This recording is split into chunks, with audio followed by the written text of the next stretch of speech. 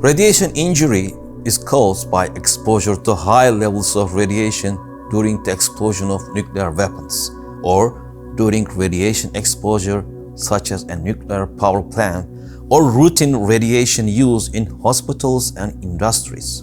Exposure of the whole body to high doses of radiation in a short time creates acute radiation syndrome. Timely antidotes and effective decontamination are key to successful medical countermeasures.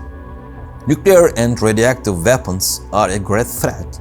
The methods of protection from them is a great concern.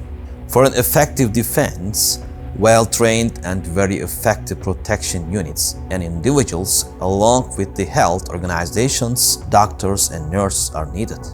In the first stage, medical aid, search and rescue activities against a nuclear attack, then the detection and identification of the agent used, and protective measures along with the decontamination and treatment, including antidotes, anticorporeal agents, prophylactic agents, including iodine tablets, should be administered to get rid of the effects of these radioactive materials. The main and best medical countermeasure to protect victims is to have the appropriate stock of medicines at hand for immediate use. Necessary measures should be taken for the supply of drugs and antidotes that can eliminate the effects of radiological and nuclear CBRN agents in health institutions and other main centers.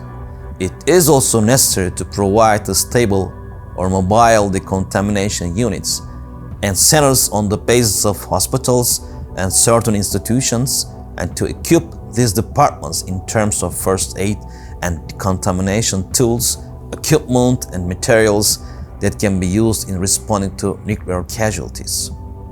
Preparedness is essential for countries to have a safer and more secure world in which to live.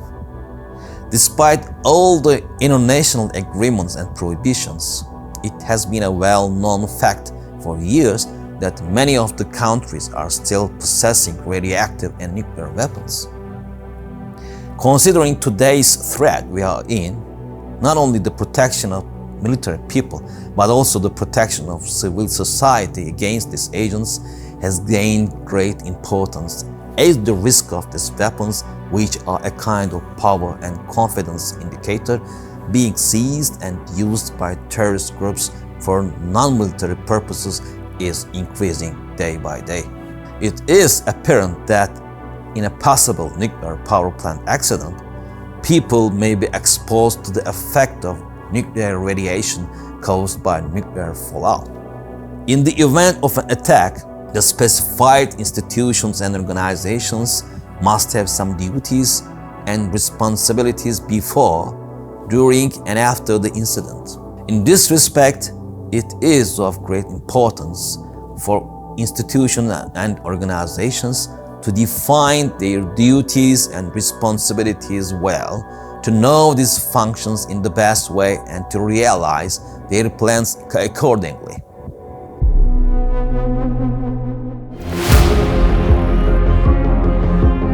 The release of radioactive material, whether accidental or intentional, can lead to contamination and long-term hazards. When an accident does occur, the consequences can be devastating. Deterioration of consciousness, coma, and death.